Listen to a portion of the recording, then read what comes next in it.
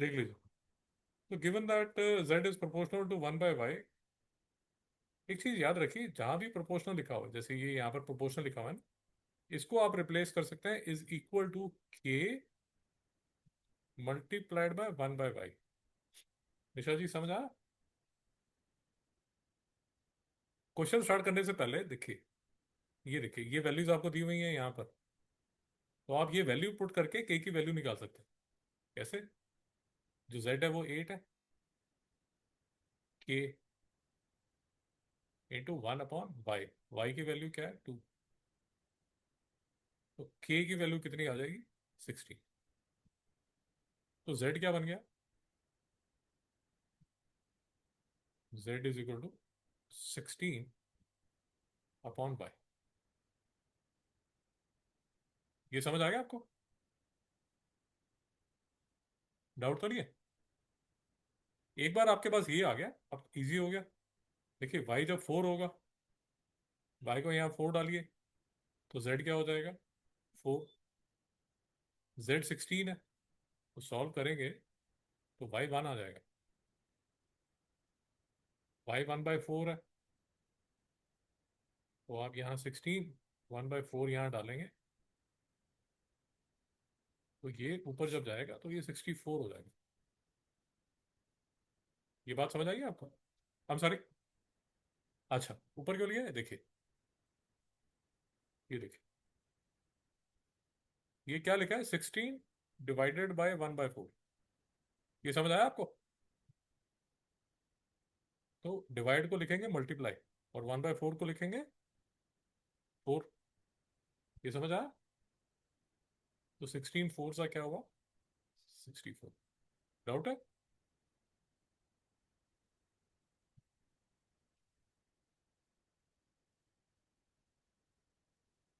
Doubt तो नहीं है? नेक्स्ट देख लीजिए। अब k की वैल्यू निकालनी है, और मेरे पास ये वैल्यू दी हुई है, तो मैं क्या करूंगा? 12 is equal to k v की वैल्यू 1 है, और यहाँ n है। ये बात समझ आई?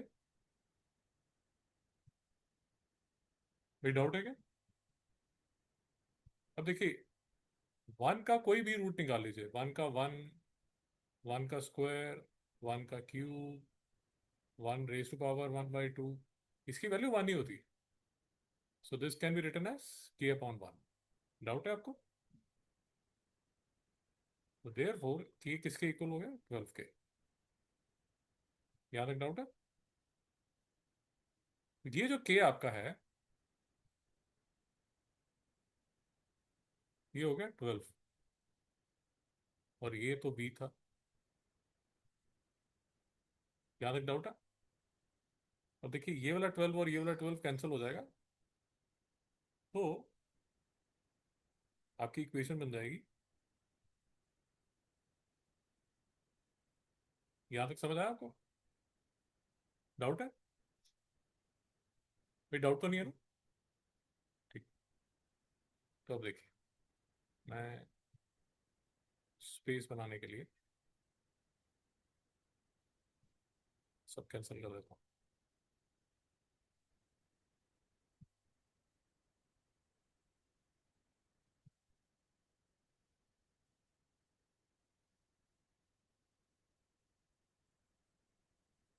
ये मेरे पास है।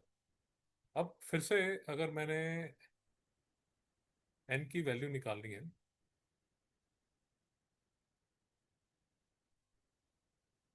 तो मैं क्या कर सकता हूँ?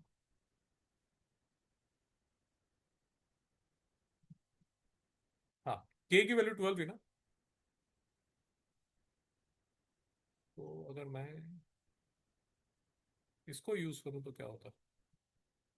6 इज इक्वल टू 12।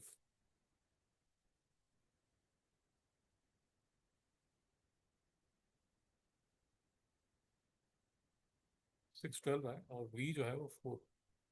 हाँ, इसको यूज कर लेता हूँ। तो यहाँ से n निकल जाएगा, क्योंकि यहाँ से समझ नहीं आ रहा। तो ये अगर मैं करूँ तो क्या आता है? 6 × 12 तो ये क्या आता है? 2। तो अब देखिए,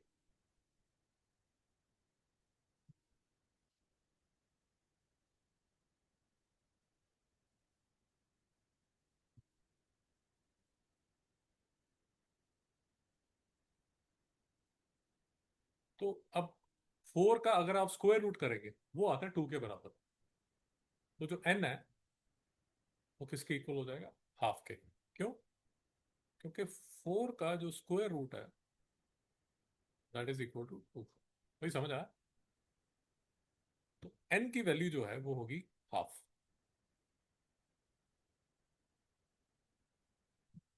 और k की वैल्यू आप निकाल चुके हैं, वो 12 है।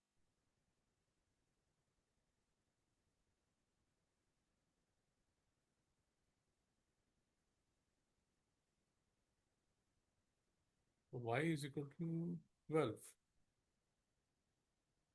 Square root of b। ये आपके पास इक्वेशन।